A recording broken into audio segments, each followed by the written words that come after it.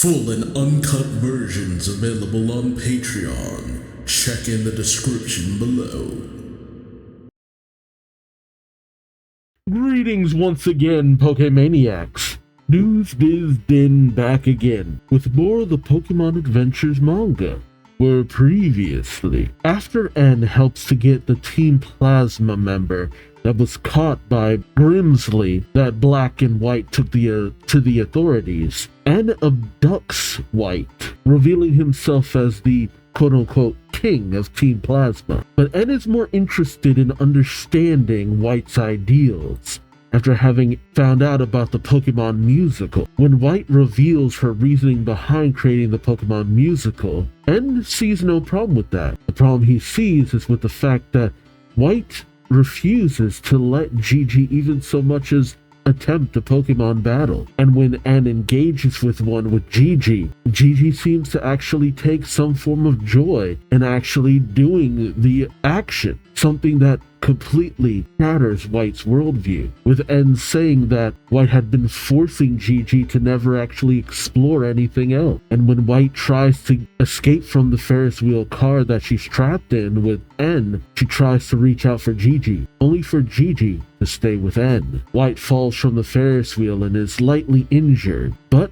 oddly enough, N allows the Servine that he's with to stay with White. She's found by Marshal of the Elite Four and taken to Black, who takes her to the hospital. When she comes to, she explains the situation, with Black not seeing it as anything but the mad machinations of Team Plasma, even thinking that the Servine is a spy. During White's recovery, they end up going to the battle subway at the behest of a baker named Chris, where they encounter Alder, the champion of Unova, and Marshall. While Black does have an opportunity to engage in this new form of battle facility, he declines, wanting to make sure that White is okay. But after her experience and seeing Alder in action, White decides to take Black's place in participating on the battle subway in order to grow stronger and understand Gigi's point of view, and thus she temporarily closes the BW agency and sets about catching a Pokemon of her own dearly, while also being aided by the Servine that was left with her. As Black and White part ways so that Black can continue collecting gym badges, he tosses White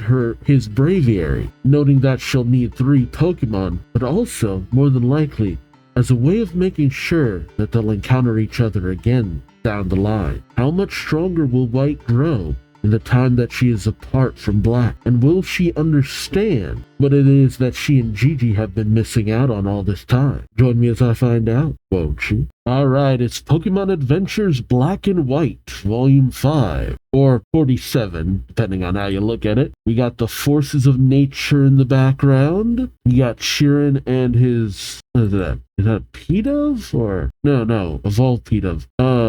I actually don't know what that is called. Oh, I thought it was maybe Unpheasant, but no, it's Tranquil. Okay. Black in his Tortuga, and White in her Deerling. Oh, it's green. What was green? Summer form. Okay. I wonder if we'll actually see it change color. Alright, interesting. Okay. Black is challenging gyms. White is challenging the battle subway.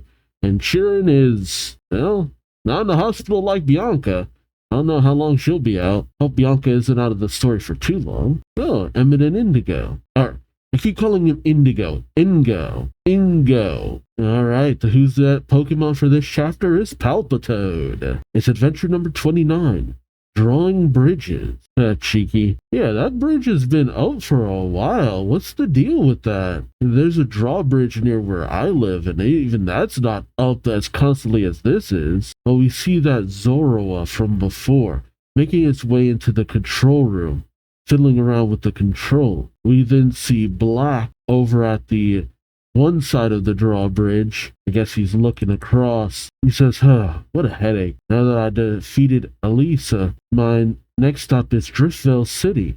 And to get there, I need to cross this drawbridge. Doesn't look like that's happening anytime soon. Black then looks out saying, look at it. It's been up for ages. Those people don't look happy to be stuck in traffic. Oh, only for Elisa to arrive on her Zebstrika saying, like I said, I'm waiting for you to hear from you. Bye. Black says, oh. He waves over saying, what happened, Elisa? Elisa says, he wasn't in, but I left a message. Hop on, Black. Left a message? Huh. Meanwhile, the people watching in the crowd say, isn't that Elisa, the pop star? Who's that boy with her? Her boyfriend? While the fan says, oh, Elisa, I'm all yours.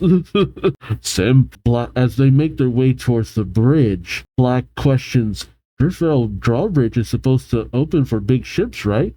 Did someone forget to close it after the last ship went through?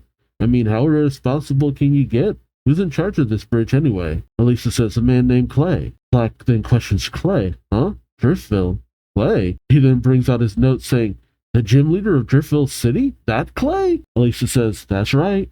He's a ground type expert who uses Krokorok, Palpatone, and Excadrill. Oh, wait, no. It's Black saying this. His ground-shaking quakes are the most powerful of all the gym leaders. People call him the Miner King because he owns a mining company. Maybe he's so busy mining and having gym battles that he forgot about the bridge. Elisa says, he's always been a busy man, but he's never forgotten about the bridge before. I don't get it. And not to mention, wouldn't you delegate workers to take care of that? Like, where is everyone? As Black dismounts Zebstrika, Elisa says, okay, wait here. You'll be the first to cross the bridge when it comes down. White headed off on her own. Will you be okay by yourself? She's teasing. Black gets mad, saying, of course. Elisa heads off, saying, I'll be going. I have work to do. By the way, they can be a little hard to get along with, so good luck. Black says, thanks, Elisa. Black runs from one end of the bridge to the next, saying, when is the bridge going to close? But it starts to move downward. Black says, hooray! But it's going very slowly. Black says, will you hurry up already? But Black starts to get a little worked up, saying, if Clay got Elisa's message and he's closing the bridge, that means he's on the other side right now. In other words, I'll have a gym battle waiting for me the moment I cross over, right? Right? Let's go, Tula, Knight, Musha. This is part of your training. Run up the bridge. And he, with his Galvantula. Come on. There we go. Galvantula. It quickly became one of my favorites. As Pig Knight and Muna all race up the bridge. Black says, yoo-hoo! I'm going to the Pokemon League, and I'm absolutely going to win. Oh, but on the end of the drawbridge coming down, there's a figure sitting on the little signpost. Or whatever is up top. Black says, huh? And it's the boy from before. Black says, who's that? Hey, how long have you been sitting up there? The boy sneers. And suddenly, the bridge starts to move back up again. Black and the others start rolling back down. As Bridge says, what? The bridge is starting to open again. But he stops, saying, now it's closed again. Then he rolls back down, saying, and opening. The only ones not affected are Muna, who flies, hovers, and Galvantula because, spider. Black says, what is Clay doing? Is he nuts? But as Black and the others actually manage to make it to the end of the drawbridge that's about to close in, he says, it stopped. Okay, if that's how he wants to play, Tula? Galvantula connects a line over to the other side of the bridge. Black says, keep it nice and tight. I'll use my insulated gloves so I won't have to worry about getting shot. And he shimmies his way to the other end of the bridge. Oh, what the? An Axew? Yeah, an Axew jumps from the end of the bridge that Black just came from, bounds off his head, and makes it to the other side. Black says, what the? He says, an Axew? Only for the Axew to cut the line. Jeebus! What is the obsession here? Why are they trying to keep everyone out of the Driftville? Oh, the stone. I forgot. As Black suddenly finds himself swinging back to the other side, he screams, and then he's dangling.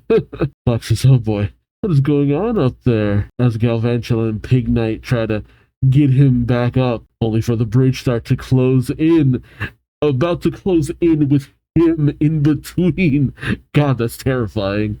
He says, it's closing again and I'm gonna get crushed. And he just barely manages to make it out of the way without being completely creamed. Black says, now's our chance to get across the bridge. But then he notices someone in the distance saying, huh? It's Clay. No, it's definitely the Zoroa. Black says, Clay. It was Clay, but why? Only for the bridge to start opening again with him still clinging between the two halves in the middle. He says, it's happening again. Black says, I don't care if you are a gym leader. I've had it with you. This is crazy. Black and his Pokemon bound to the other side. And as he comes racing down the bridge towards Clay, he says, ready or not, here I come, Clay. And for the record, you're the most annoying old gym leader ever. But Clay sneers at him. Clay rams into Pig Knight, tosses Galvantula, and just palms Muna in the face, downing all three of Black's Pokemon. He says, what's going on? Are you really a gym leader? Clay chuckles. But Black realizes something, calling out to his Muna. Muna bites on his head. Everything starts to turn to white, and then unneeded information is blacked out. Oh, even the Axnew. That wasn't an Axnew at all. Black thinks about the Axnew, the boy, and now Clay. Black says the same laugh. That kid on the bridge, the Axnew who cut the string, and Clay opening and closing the bridge. There's only one answer to this puzzle. He sends in Pig Knight as the fake Clay starts to run, only for Pig Knight to instantly catch up because Pig Knight's just too fast and kicks Clay. Black then pulls out his Pokédex as the fake Clay starts to reform. Black says a tricky fox Pokemon using its illusion ability, disguising itself as the other people in Pokemon. Zoroa. As he brings out the Pokédex entry for Zoroa, it reads Zoroa, the tricky fox Pokemon. To protect themselves from danger, they hide their true identities by transforming into people and Pokemon. Oh, Pig Knight is at the ready, ramming into Zoroa. But then, Zoroa transforms into one of the forces of nature. Which one is it? Tornadus. Okay. Pig Knight is startled, but Black tells him, don't let it trick you. It's just an illusion. But my boy Galvantula, he's at the ready, lunging at the transformed Zoroa. But, only for Zoroa to transform into one of the Swords of Justice, Cobalion, which causes Galvantula to panic as Black says, you too, Tula? Well, leaving Zoroa to transform back, laughing and stomping its feet. Black says, even though they know it's not real, they can't help being intimidated when it transforms into such powerful Pokemon. The little Zoroa then lunges at Black, and as it glomps onto his face, he's sent rolling backwards. Ooh. And then there's two Black. Much to the shock of Galvantula and Pig Knight, the two Blacks start to wrestle. As Black says, it transformed into me. They point at each other, saying, this is the real Zoroa. Attack this one. But Galvantula and Pig Knight are at a loss. Black's thinking, it's no good. I'm only confusing them more. He then says, okay then, Musha, attack the fake one. And Muna is at the ready. Oh, because Muna could sense the dreams in Black's head. Muna goes after the Black on the right. Black say, hey, well done. With Muna just laying into the transformed Zoroa. Black says, you thought you transformed into me perfectly, didn't you, Zoroa? But Musha responds to my dream. You might look like me, but you can't copy the dream inside me. Yep, you can copy the container, but not the contents. Black turns to Muna saying, tell you the truth, though, I was a little freaked out. And Zoroa transforms back and races off. Black shouts, you come back. Hey, come back. But the real Clay has arrived on the scene saying, hold it, kid. You ought to be happy you drove it off. Black says, Clay, are you real? Clay says, Zoroa can't speak, remember? Normally this bridge has a regular schedule as to when it opens and closes, depending on when ships travel up and down the river. But I heard rumors about a group of hooligans called Team Plasma, so I kept the bridge open for a couple of days to keep them out of Driftvale City. Oh, that's why it was open. He opened it himself. Okay, interesting. And then that Zoroa messed around with the control panel, so the bridge got completely out of whack. But I fixed it. Clay's obviously annoyed, saying, anyhow, while I was trying to fix the bridge, I overheard some extremely unpleasant words. something about an annoying old gym leader or whatnot. Black is a little taken aback and says, that was only because Zora tricked me and I thought, Clay says, that the only excuse you got, because it ain't working. Clay has his Crocker Rock, Palpatine, and Extra Drill chase after Black as he screams, I'm sorry. He just can't take just can't take a little bit of healthy ribbon, huh? All right, man. It's weird seeing White having this many Pokemon. Shoot, I wouldn't be surprised if this is all she has for a good while, because if she gets any more Pokemon, we're not going to see her face over on her little panel there. But she's got the Servine at level 20, Deerling at level 18. Okay, that's not bad. But man, Braviary at level 54. It's always going to end up being the highest level of any team that it's on, huh? But then you look at Black's team. Ignite still healthily growing in levels. Musha tends to kind of level up a little bit slowly. It's kind of eclipsed by how much of gains Tula keeps getting, because now Galvantula is almost the same level as Braviary, and unless White starts really leveling it up, I don't know how that's gonna go down. And then you got Tortuga, who doesn't have a nickname. It's at level 30, which is actually pretty impressive. Good stuff. Okay. Not to mention, Black is already at half of the gym badges that he needs. He's making good time. Alright, on to the next chapter. Alright, the Who's That Pokemon for this chapter is Tornadus and Thunderous. It's adventure number 30. A stormy time in the battle subway. Pick it up with White. Cool. It's interesting now that we're focusing on two different people, but I don't mind. I like a little bit of an A and B plot running concurrently. It actually was kind of throwing me off that we've just been focused on only one person for so long. We get narration from White as she's on the battle subway saying, "My name is White. At the moment, I'm riding on a subway that departed from Nimbasa City. But this is no ordinary subway. It's a battle arena, a challenge to see how many Pokemon battles you can win in a row. And it's called the Battle Subway. You got Emmett and Ingo, and a holographic Pokemon trainer of a young boy." Okay, so it's holographic trainer she'll be going up against. That's not bad. Not the first time we've had that. I'm learning all about Pokemon battles here. Ingo says, "Next stop, round 1. Again." Emmett says, "All aboard!" The holographic trainer sends out an Axnew, while White sends out her Deerling, saying, "Good luck, Deerling." But the Deerling is instantly downed by Axnew's attack. White says, "Hang in there, Deerling." Ingo says, "And the challenger loses." Emmett says, "Current winning streak is 0.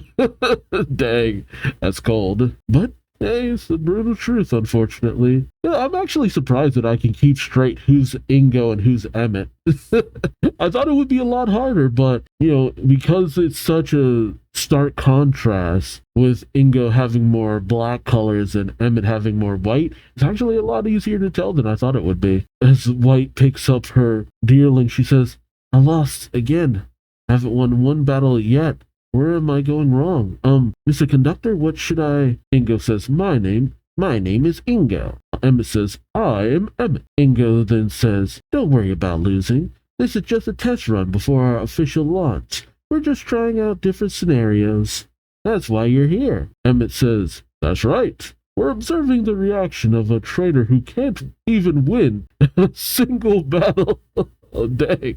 Brutal. White starts to sulk as Ingo turns, saying, "That was rude, Emmett." But Ingo says this, and Emmett says, "Hey, I love Pokemon battles." He then starts walking forcefully towards White, saying, "I can't wait for you to learn how to fight double battles and win 20 consecutive battles in a row so you can fight me." But Ingo pulls Emmett away and then tells White, "We'll be arriving at the station soon. So we're going to go down to the engine cab." Emmett says, "Oh, and you may heal your Pokemon over there," pointing to a device over in the corner. As they walk off, White says, "Those two are so strange. They're kind of robotic. At this rate, it'll be years before I get to battle them." And as the subway car comes to a stop, and it hisses.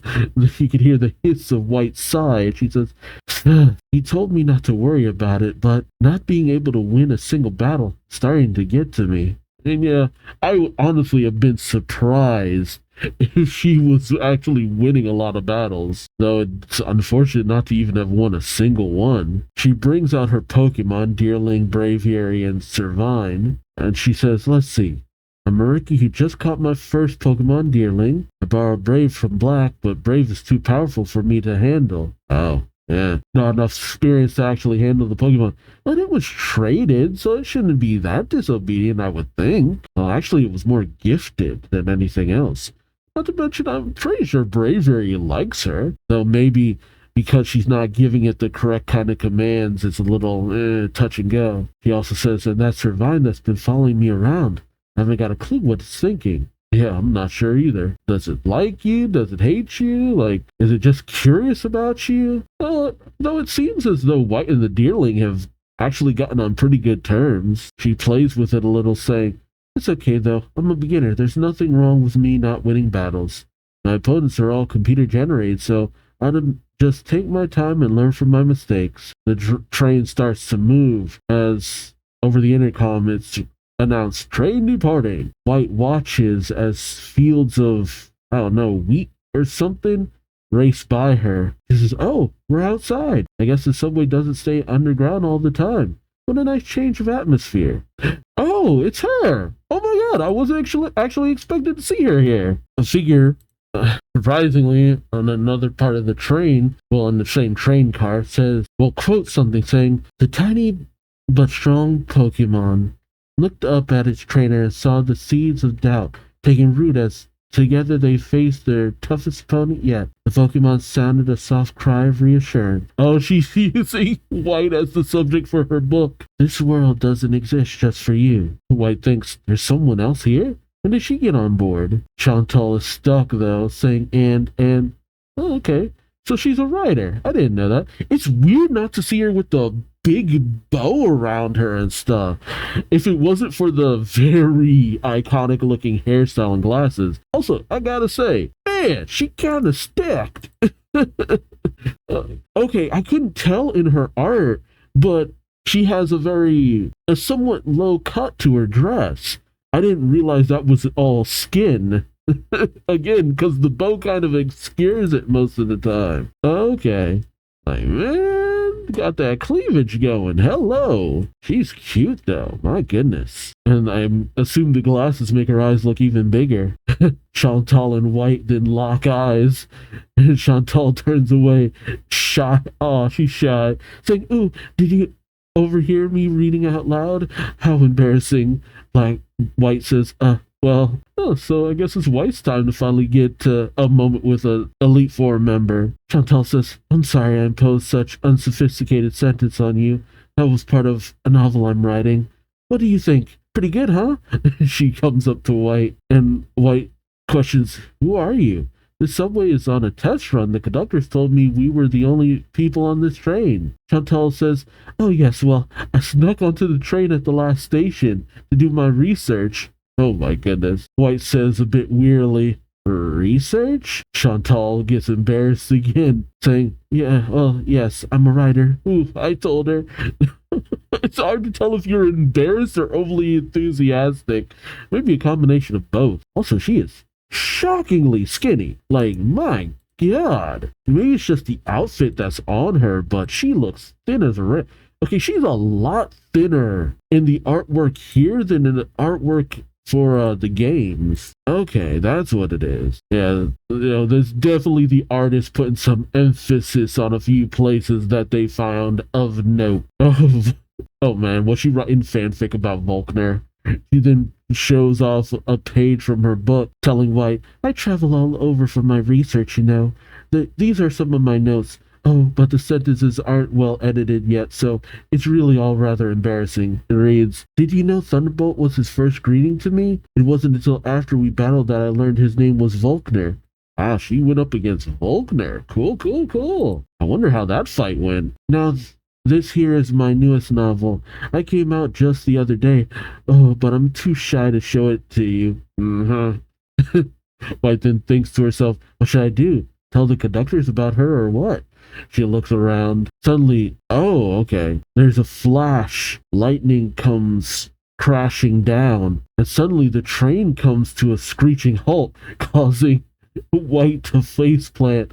She seems to really vibe with the deerling more than anything else. It's actually kind of cute. White says, the emergency brake. Is it because of the lightning out there? She then looks outside, seeing that it's coming down hard and raining. White says, what a terrible thunderstorm.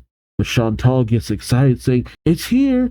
Wonderful! The true aim of my research trip. It's one of the forces of nature, isn't it? Because one was already in Lumbasa City. Is she going after Thunderous? No, but this chapter was named after Tornadus and Landorus. So are they just in the area? Weird. But Chantal forces open the train door by saying, you shouldn't pry open the door. But outside, yep, sure enough, two of the forces of nature, I guess facing off? Yeah, Thunderous, Tornadus, and Landorus. White is shocked. And it gets a little even more shocking as the two Pokemon send out attacks that clash right next to the train car. I'm not sure, but I think Servine pulls White a little bit away from the door as lightning crashes down. White calls out, Ingo, Emmett, what are they doing? Haven't they noticed those two Pokemon? Emmett says, hey Ingo, that lightning seems to have turned on the emergency brakes. Ingo says,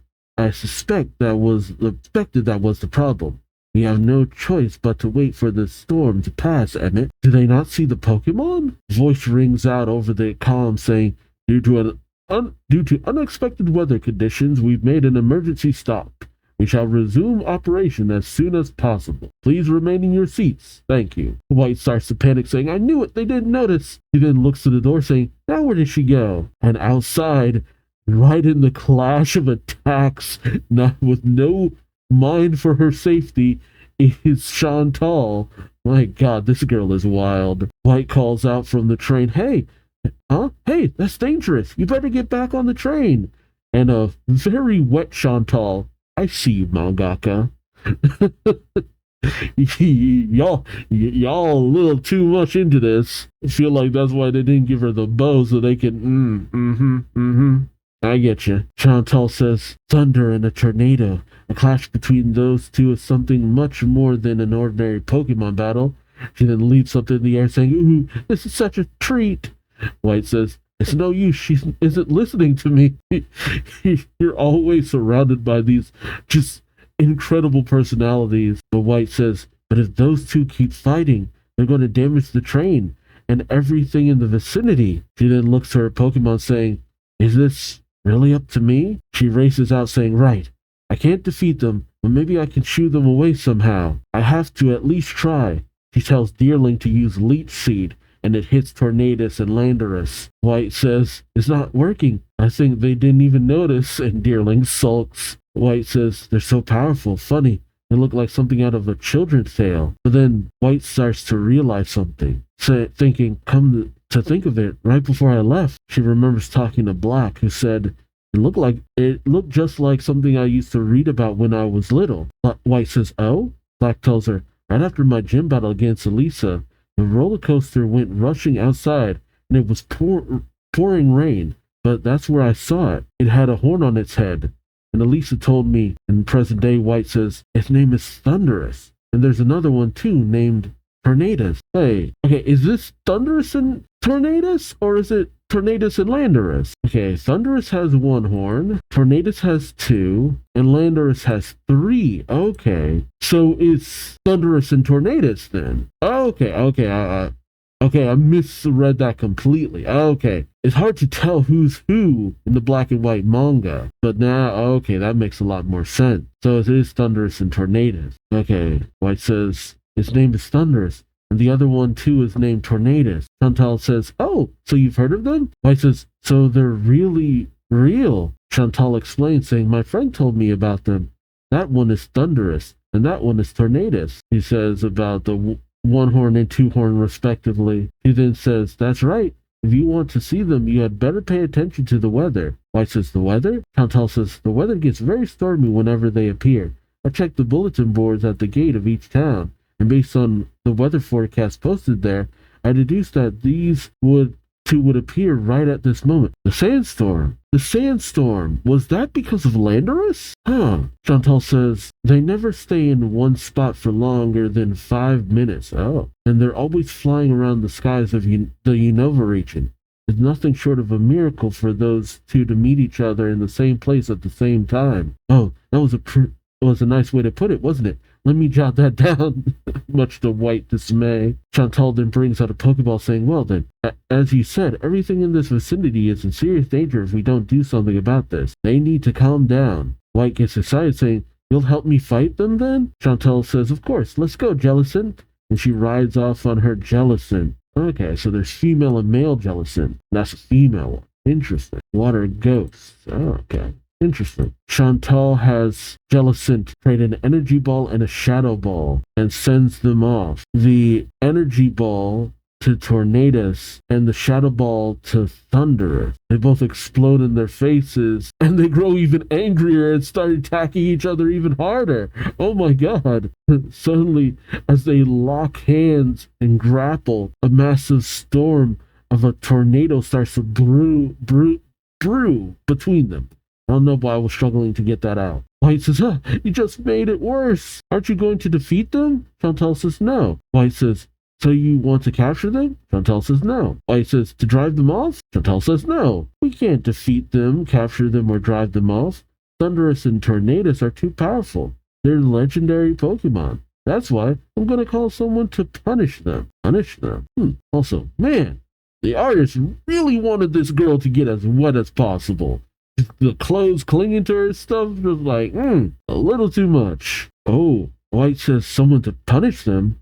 Suddenly, a light shines down from the blackened skies. Chantal says, here it is. Ooh. And there it is. Landorus descends from on high. You two kids, cut it out! I think maybe that's why it's here. Huh. So, wait, she summoned Landorus? Was it just by having them go at each other even harder? Like, what? White says, another Pokemon? Chantal says, yes, that's Landorus. Legend has it that Landorus will appear to calm Tornadus and Thunderous whenever they are in danger of causing serious damage to the world below. I just wanted to get an up-close and personal look at these three Pokemon for my next novel. What a thrill. Landorus grabs Thunderous and Tornadus by the scruff of their necks. Okay, so it is like Rayquaza coming down to tell Kyogre and Groudon, cut it out, you two! And Landorus then brings Thunderous and Tornado up into the heavens, and they disappear as the darkened storm clouds start to die down. White says the storm's dying down. She runs over to Chantal saying, isn't that great, Miss Ryder? She said, but Chantal's looking to the sky with a very melancholic look. White asks, Miss Ryder, what's wrong?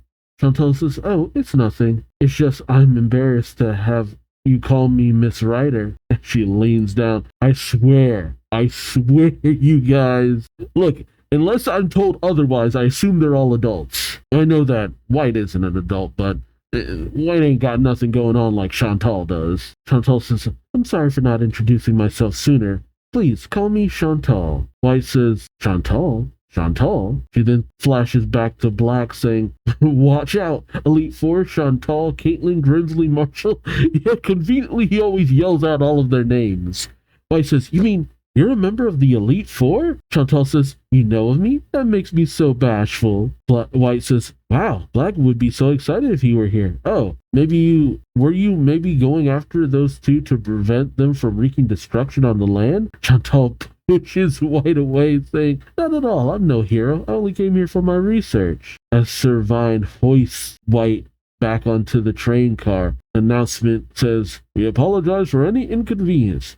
The train will be departing shortly now that the weather has improved. As Chantal finally puts her little bow whatever thingy around her neck, giving her back their iconic look, she quotes something saying, the three disappeared into the sky. The dark clouds that blanketed the world disappeared and sunlight once again began to shine upon the ground. But a hidden pair of eyes were watching. Just as the legendary trio began to rise into the sky, 3 Pokeballs chased after them, captured. all three inside, and a shadowy figure spirited them away. Uh-oh. One of the 7 sages captured all 3 of the legendaries? What? Oh, that's not good. That is definitely not good. Chantal? Should you have maybe done a little bit more to prevent this from happening? Or maybe it just happened so fast. He was only just able to observe it. Jeez. Ingo says, now, Emmett, if you have something to add, please. Emmett says, follow the rules, safe driving, follow the schedule, everybody smile. Everything's ready. All aboard. Next stop, Anvil Town. Train departing. Oh boy. That is definitely not a good thing. Oh, they leveled up a little. White's Pokemon. Well, that's good. And again, Galvantula and Luna. Shoot, all of Black's Pokemon leveled up a little too. Always happens between chapters. Alright. The Who's That Pokemon for this chapter is Vanillite. It's adventure number 31. Fight in a cold climate. That's kind of the exact opposite of where I thought we were going. Oh, Chirin! He swallows as his P-Dove evolves into a Tranquil. Chirin says, yes, finally. My P-Dove has evolved into a Tranquil. I'm so looking forward to working with you, Tranquil. He says, hugging his Tranquil. A voice calls out, congratulations, it's Black. The two call out to each other. Chirin saying, I had no idea you were in Driftville City too. Where's Bianca? Black says, what are you doing here? Anyway, it's great to meet a familiar face when you're on a journey, and it's so cool to see your Pokemon evolve right in front of my eyes. Both Tranquil and Chirin are a little embarrassed. Oh, Chirin then looks to all of Black's Pokemon saying, so these are your Pokemon, huh? They look like a powerful team. He pets Tranquil saying, we have to catch up to him. Black says, catch up with me? Are you thinking of entering the Pokemon League too, Chirin? Chirin seems to sigh saying, not exactly. I've only had the time to catch Pokemon on my own and raise them. Until now, I was too busy dealing with all the trouble you left in your wake when you took off without us.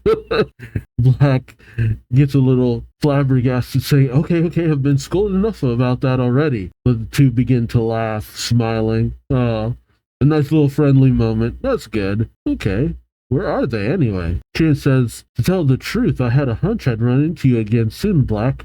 And I was thinking of taking you somewhere with me when I did. Black questions, taking me where? They arrive at some kind of building? Warehouse? I'm not sure. Chirin saying, here, what is this place? They're at a reception desk with one woman and either another woman or a very flamboyant looking man. Chirin says, this is the place. He gestures to a board that says trading menu. Black says, oh, I get it. Sure, I'll give it a try. Chirin says, great. I think the male receptionist says, follow me. Black says, okay. Black is sent into a large room while Chirin and the receptionist watch from a window. The receptionist says, please take out your Pokemon and follow my instructions. Oh, what the heck? You hear a lot of smacking and crashing. Black saying, I think I'm starting to get the hang of this. Oh, what the? Black says, what do you think, Chirin? But something seems to be happening in the room where Chirin is at. His Tranquil is out and there's some mysterious figure. Is it Team Plasma again? Why are they here? What the heck is going on? What is this place? Black says, huh?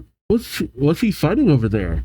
As he enters the room calling out for Chirin, he sees a massive hole in the wall now. What the heck is going on? Black calls out, hey, Chirin, where are you? He then gets a message on his cross transceiver. It's Chirin. Black says, Chirin, are you alright? Chirin says, yeah. Black asks, what happened? We have Chirin racing behind someone. He says, I got attacked by a band of thieves. They tried to steal my Pokemon, Team Plasma. And when I fought back, they broke a hole through the wall and escaped. I'm going to chase them down. They went into a building. Chirin says, I'll catch up to you in a minute. Which building is it? Chirin says, it's the cold storage. Cold storage? Cold storage? They say that like it's very notable. Okay, a location in Driftville. Okay, yeah, it's a place for a Team Plasma encounter. It is just a storage area. Okay, just what I thought. No surprises there. Come on, people stealing Pokemon, it's Team Plasma. Oh, there's even an explanation. I should have just kept reading. Chirin says, Driftville City is a port city. All kinds of goods come and go through here. The perishable food is stored in a warehouse. In other words, the cold storage. This might be a tough place for a flying type Pokemon like you. You can't let those evildoers escape. Let's go, Tranquil. And as he opens the door to the cold storage, a massive chill in the air comes racing out. Chirin enters, but he and his Pokemon are shivering. He says, it's freezing in here. Oh, Chirin then steps on some ice on the floor and goes skidding across. I'm actually glad we're getting some Chirin now. I feel like Chirin doesn't really get a lot of love when it comes to animation or anything else. I don't even know much about him in terms of the games either. It's just nice to kind of see him just doing his thing. Chirin goes skidding across the floor, but he's caught by two workers who say, oops. Chirin says, thank you. I guess the floor got accidentally frozen somehow. The workers say, it wasn't an accident. We froze it. Chirin questions, what for? The worker says, liberty for all Pokemon. Yep, Team Plasma. The worker says, liberation! Shoving Chirin into some boxes while pulling its Snivy off of him. As Chirin calls out for a Snivy, the worker shoves the Pokeball into their jacket. The other worker then grabs his Tranquil, screaming, liberation! Chirin calls out for his Tranquil as he says, you're the ones who attacked me. They toss off their jackets. Oh, it's a man and a woman. They really make sure to note that it's just all kinds of people in Team Plasma. Nobody looks like just the straight up generic grunts, at least outside of when we first met them. Black is still racing down the street saying, Chirin, I'm almost there. What's the enemy look like? Come on, Black. You should know who they are by now. Chirin says, well, they're wearing some kind of uniform and they keep shouting something about Pokemon liberation and stuff.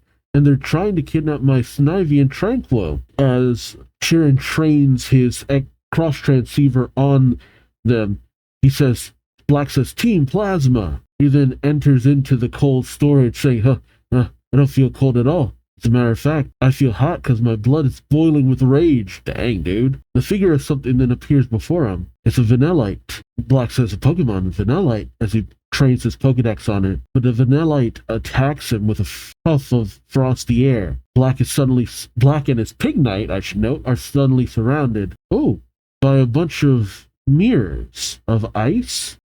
Interesting. Black says, a mirrored room made of ice. What's the point of that? Knight, melt all the ice in the room as fast as you can. But as Pignite gets ready, Black stops him saying, no, wait.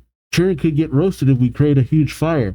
All we need to do is melt the ice around us. But how? Black suddenly finds himself stepping on some, product? I guess maybe when Chirin was knocked into those boxes? Frozen berries. Oh, okay. Black grabs the bag and starts spreading them around, saying this'll do the trick. As they all roll to the various different mirrors surrounding them, he has Pignite put its nose to the floor and send out, flashes of fire along the floor, all towards the berries, which ignite the berries. Oh, so focuses the fire on the berries. That way the fire can melt specifically the ice walls. Okay. A controlled burn, if you would. It melts the ice walls, and the Vanillite tries to run, but Pignite instantly fries it on the spot, and it falls to the ground with a thud. Black growls as he manages to spot Chirin and the grunts. The smaller male grunt says, you burned the berries to melt the ice mirrors, eh? Chirin calls out for Black, while the larger female grunt says, not bad. Black calls out, let go, Chirin. The male grunt says, sure, we liberated the Pokemon, we don't need them anymore.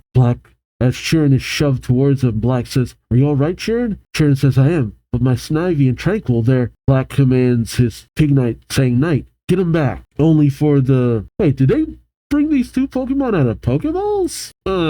Yeah, the two grunts bring out two Beartic, who both unleash a massive amount of icy breath, which forms a kind of ceiling over Pignite with icicles, and they launch the icicles down at Pignite, who does his best to dodge out of the way. The shorter male grunt says, how do you like Beartic's icicle crash?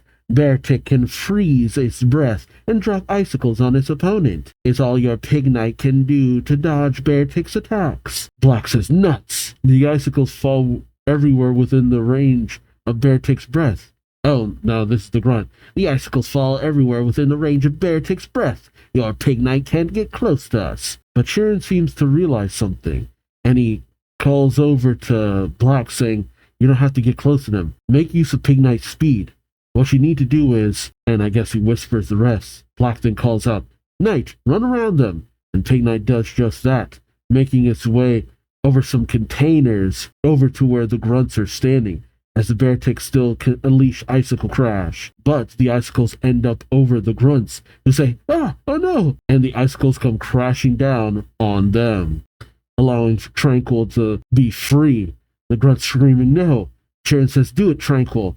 And Tranquil frees Snivy from its Pokeball, allowing Snivy to make its way back to Sharon. Sharon says, thank you so much, Pig Knight. And Tranquil, the grunt says, Pokemon that bear no gratitude for their liberation have no reason to exist. Okay, yep. Well, you are learning all the wrong things about liberation. You got your Pokemon back, but it's just a grass-type Pokemon, which is weak against ice types. We have nothing to worry about. Sharon then commands Snivy, saying, Grass Pledge. Grass Pledge? Huh. The female grunt says, are you kidding? Grass-type moves are pointless against a Beartick, but the Grass Pledge attack seems to unleash what looks almost like a heat attack against the two Beartick. Yeah, the grunts say, fire? This place is a sea of fire. Why? Black says, weren't you paying attention?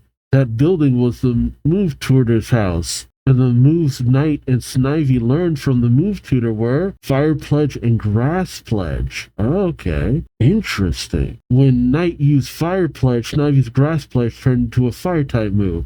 It's a battle combo move. Oh, okay, cool. So it's kind of like Pig Knight is unleashing the flames and Snivy is fanning them. The two Beartick faint from the intense heat. The grunts scramble away. He says, seriously, how about this then? As he goes for a container with Pokeballs in it. But a voice calls out, stop.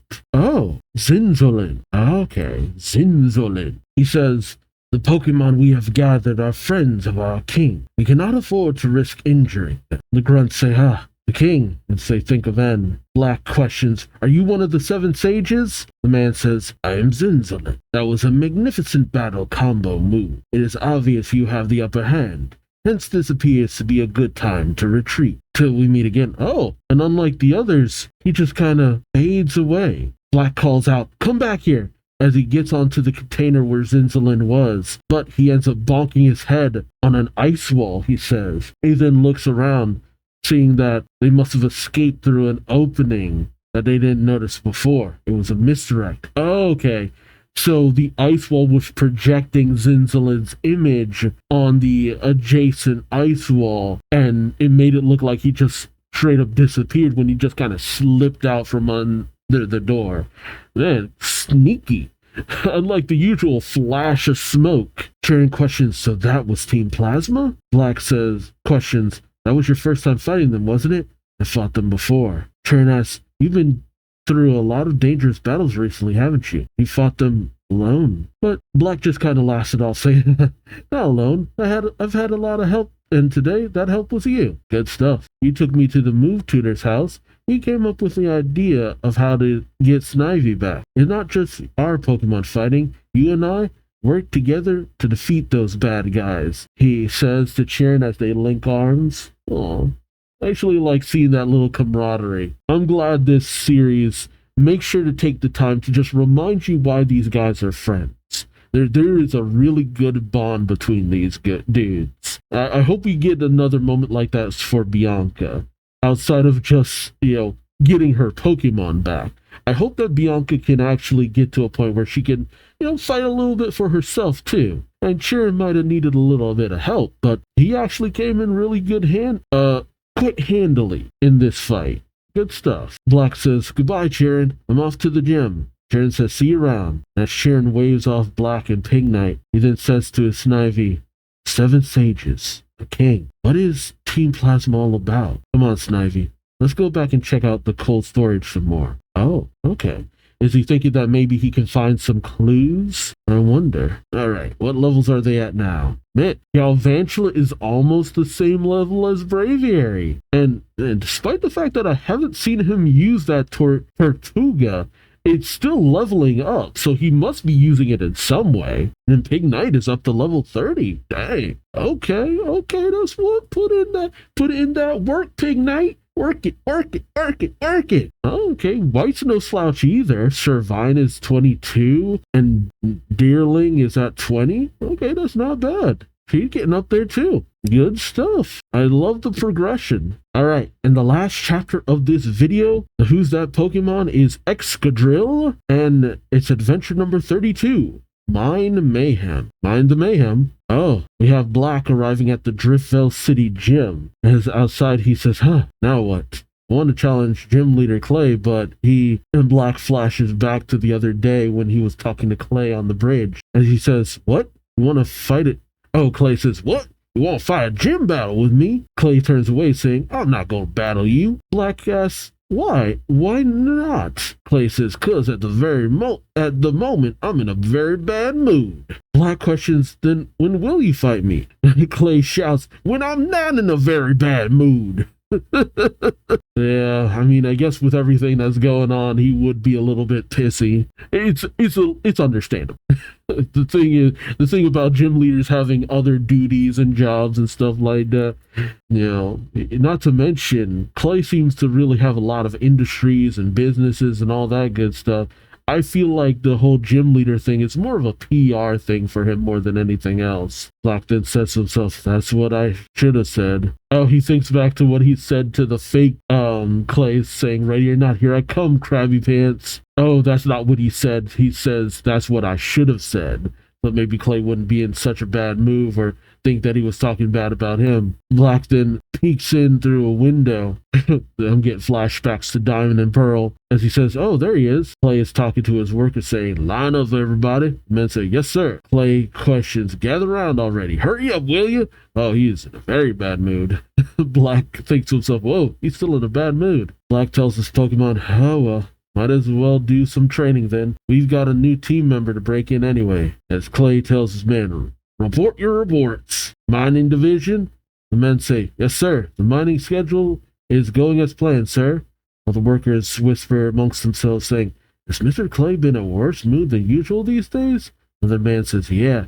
There was that mischief at the drawbridge. The construction of Route 4 is delayed. That subway is being built through the Unova region, isn't it? So we can't just dig wherever we want anymore. Ah, makes sense. Another man says, I see. But Clay overhears them saying, hey, you two, quit your blabbering. The men say, yes, sir. Clay starts calling out, Flex, Rich, Sterling, Don, if you're finished with your reports, hightail it to the Twist Mountain and get back to work. The men say, yes, sir. Clay then thinks to himself, they've got it all wrong. These aren't the things that are bugging me. It's that stone. I know. I'll get that kid to help out. He thinks of Black. Okay. Clay then calls out, Heath. He says, yes, sir. Clay says, this kid named Black just blew into town. Find him and bring him to me. He looks like, he says, what for, sir? But Clay yells at it, in the time it took you to ask that stupid question, you could have rounded him up already. Tell him I'm ready to fight him pronto. He goes running out of the gym saying, yes, sir. God, he really is like a regular boss. Crabby one at that. But over at the bridge, okay. So Tortuga is still a little crabby, which is wild for a Pokemon. It's weird to see a stubborn turtle. He looks so calm, and yet he's so ornery as it's snapping around in his Pokeball. Black says, ouch, what's the matter? Don't tell me you're in a bad mood, too. I know you haven't gotten used to me yet, but I think we'll get along great. And he brings out Tortuga. Black says, okay, let's see you do your thing. He commands it to use Brine, Aqua Jet, but Tortuga doesn't do anything. Black then says, it's not working. You won't listen to me. He then hears a splash saying, huh? And he sees Tortuga just making its way out into the water. He says, ah! He goes out to the water and grabs it. Says, hey, what are you doing? Don't swim back into the sea. He says, arrives saying, are you Black? Black says, yeah, who wants to know?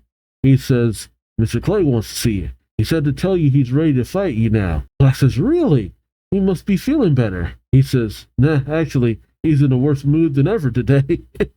Black says, what? That's okay. At least he's finally agreed to let me challenge him. I have to defeat him. I keep moving forward towards my dream of winning the Pokemon League. Okay, so Black makes his way into the gym, which, there's little chasms and stuff in the gym. Okay, I gotta see what this gym looks like in the game. Okay, Driftvale Gym. In the anime, it's just a rocky little quarry area. Okay. Oh, so you can just kind of descend and you can see the various different bedrock underneath. And as you get to the bottom floor, there's an area with gems. That's cool. That's actually pretty interesting. It seems it's a lot more elaborate in black 2 and white 2. Cool, okay. So I couldn't tell what was going on before, but now having seen it, Black descends into the gym, saying it'll take some time to get to Clay, though, as he makes it to the different elevators. Okay, so it's a series of like elevators that go up, down, this way, that way, and you have to go through the right ones in order to progress. Black says, I've done my research. I'm supposed to ride the elevators and battle other trainers before I reach Clay at the bottom. Let's get started. Here we go. As he makes his way further down. Oh, it just goes directly to the bottom. Okay, we're yada yada over the complexities of the gym. But they've always kind of done that. As he's all the way at the bottom, he says, what? I'm at the bottom already? That challenge was too easy. Only for a voice to call out, did I just hear you say something rude again? Black says, Clay. Clay says, of course it was easy. All the gym trainers who are normally stationed here are out today. So all you need to do is beat me to get your Quake badge. Consider yourself lucky. I've decided to let bygones be bygones and allow you to challenge me. He immediately brings out his Crocorock and tells it to use Sand Tomb.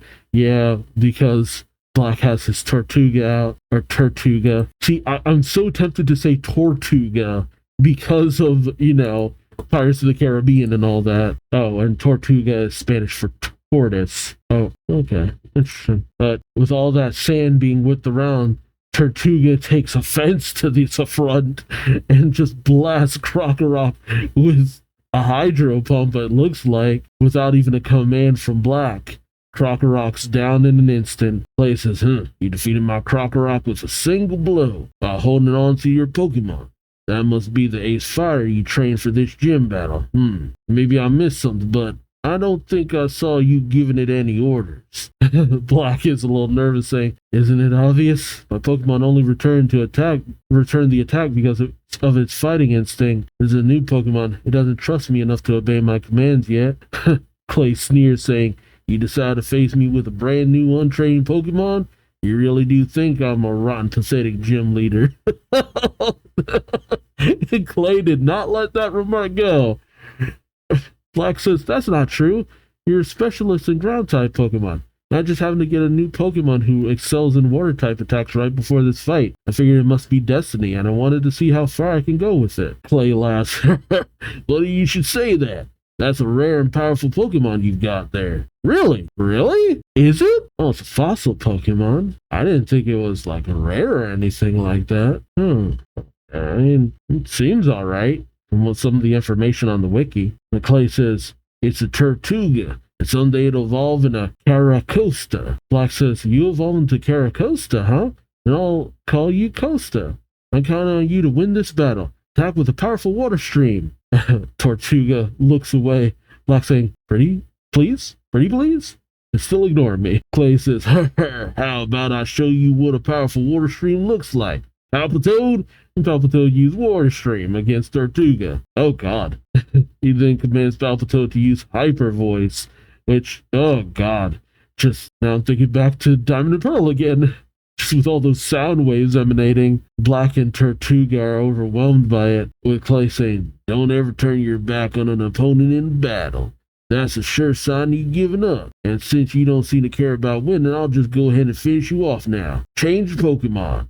He brings out his Escadrill. Escadrill then forms into its drill form and goes for Tortuga's shell, burrowing into it. Clay laughs. What do you think? They're both hiding their faces, but their will to fight is completely different. Tortuga is still cowering as Excadrill is grinding into its shell. But then Black just kind of realizes, despite Excadrill's best efforts, Tortuga's just kind of taking it. And then next thing you know, Excadrill is exhausted. Tortuga just kind of shrugs off Excadrill's attack. Black says, that was amazing. Clay says, yes, my Excadrill is incredible. But Black interrupts, saying, that's not what I meant. Clay says, huh? Black says, I mean, yeah, your Excadrill is amazing, but That attack didn't even scratch Costa's shell. When it's in trouble, Costa used withdraw. Costa can't be defeated with a defense like that. A good defense could be powerful offense too. Tortuga seems to question what he's on about, but suddenly Black comes up, grabbing Tortuga's fins, dancing, saying, "You're incredible, Costa. I'm so glad we met." But Tortuga kind of shies away. Black slaps Tortuga on the back, saying, "Hey, there's no need to be modest about your power, Costa." But Clay seems to be thinking about what Black is doing here. He thinks he had a lousy relationship with that Pokemon at first, but he managed to change that over the course of this battle. Tortuga seems to be a little bit shy about being complimented so much. Clay thinks he's still at a disadvantage, but the fire in his eyes keeps on burning. I like it. I like this kid. He's just like Lenora and the others said. Yep, and now Clay's smiling up a storm. Good stuff. Well, I love the relationship between Black and, the gym leaders, the Elite Four, even the champion Alder. Like, man, Black gets a really good relationship with a lot of these guys. I'm glad that things have kind of paced out like this. It's not at the breakneck pace it kind of felt like we were going through when it came to gym leaders and Elite Four for the past few storylines. Oh, we then cut to the Striaton City gym, where Ceylon, Cress, and Chili are all drinking some tea. Or Silent? Silent says, "Now then." Cress says, "Let's." Chili says, "Get going. Off to the Nazarene Museum." Okay, so they're all getting involved too. And then we cut meanwhile back to the Nazarene Museum. We see Patrat and Stoutland on the lookout for something. Lenora approaches them, asking, "See anything?" They both shake their head, with Lenora looking out saying, "Nothing suspicious, huh? It's about time they make their next move." Unbeknownst to her, the spy camera watching her from the tree then goes on the move, under the cover of several Woobat. But Lenora, she's caught a glimpse of it. She knows that she's being watched. Okay. Interesting. Okay, so all the gym leaders are probably communicating. They know that Team Plasma is definitely up to something, and she assumes that they're probably after what she's got, or what she's going after. Meanwhile, with Black, he says, "The gym leaders I've fought so far said good things about me?" Clay says, "Yep, they told me you had guts." Black says, embarrassed, "Cool." Clay then says, "So you might just be tough enough to hear this story without getting the willies." Black asks, "What story?" Clay tells him, "Listen, Black. People know me as the Miner King. To me, mining is all business. It's about making money. I've never been into archaeology and whatnot, but on rare occasions I've unearthed things that tweaked my curiosity." Black gets a little worried, questioning, "I don't get it. What are you talking about?" Clay tells him, "We found this just the other day. We dug it out of the desert resort work site. It contained an unbelievable amount of power. It's a stone the likes of which I've never seen before in all my days of mining, buried in an ancient stratum of dirt. I don't know what it was. I didn't know what it was exactly. And it didn't seem right keeping this discovery to myself. On a hunch, I called a friend of mine. She's in charge of the museum at Nazarene City, Lenora. Ancient artifacts, archaeology, treasures. She loves moldy old stuff like that. So I gave her the stone to research for me. Turns out the stone is known as the Dark Stone. You know that Tortuga of yours is an ancient Pokemon who used to swim in the seas 100 million years ago. Maybe your Tortuga even saw it turn into the Darkstone." Black's questions, "Turn into? What do you mean, turn into? I'm totally lost." Clay explains, "I'm sure you've heard of it before, the legend of the founding of Unova. According to that story, a Pokemon known as the Deep Black Pokemon appeared out of the blue." Black thinks of Team Plasma, more specifically Bronius, one of the Seven Sages' words, where he said, "Never defeat him." Black says, "Those Team Plasma guys I met at Castelia City were talking about something like that." Clay explains, saying, "His name is Zekrom." Lenora read up on everything she could find about Zekrom for me. And as a result, we learn the truth about the Darkstone. It's actually the legendary deep black Pokemon Zekrom itself. What? What? The Pokemon's in the stone? What? Okay, first of all, Galvantula is officially the same level as Braviary. I've been waiting for it. Okay, now it's just a question of who levels up more. Because Deerling is all at level 21, Servine is at level 23. Like, they leveling up like crazy. Pignite 31, Tortuga at 33. Like, these Pokemon got the juice. Actually, I'm kind of curious if Munna will catch up to Galvantula too. Good stuff. But, dude, I thought it was like, like the red and blue orbs and stuff like that, something to control them. I didn't think they were the Pokemon themselves. My God. God, it's not every day you just unearth an ancient artifact that is in fact the legendary Pokemon. Like, my God. Okay, even more so are they after.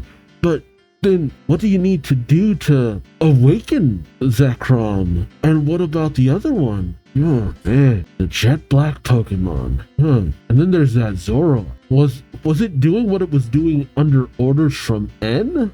Or was it doing it out of its own free will? It's really hard to tell. Because we haven't seen the Zoroark directly interact with N so far. And then Chantal. She must be in communication with Grimsley and Marshall and Alder. Everyone must know what Team Plasma is up to. I kind of like that. I kind of like that the gym leaders and the Elite Four are all kind of moving and making their own moves and stuff like that. They're a lot more on top of it than even with Cynthia, and Cynthia was pretty on top of it and even had the help of the Elite Four and the gym leaders and all that. So shoot, this is shaping up to be like, oh no, we ain't having any of that evil team BS over here. We gonna nip this in the bud as fast as we can, if we can. But dang, they managed to Team Plasma caught the forces of nature, that's not good.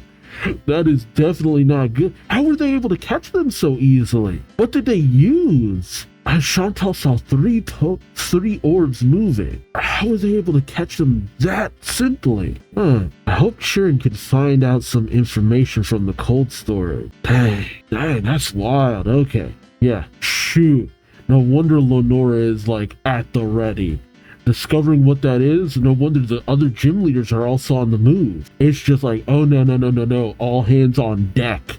Like, oof, we gonna see some gym leaders on the move, baby. Although we've had this weirdly bad habit of making it so that as we get closer and closer to the final gym leaders, it becomes less important about the protagonists fighting them. But look, man, Dryden looks like a hoss, and I want to see him fight. Do not yada yada over that fight. Bryson, Skyla though.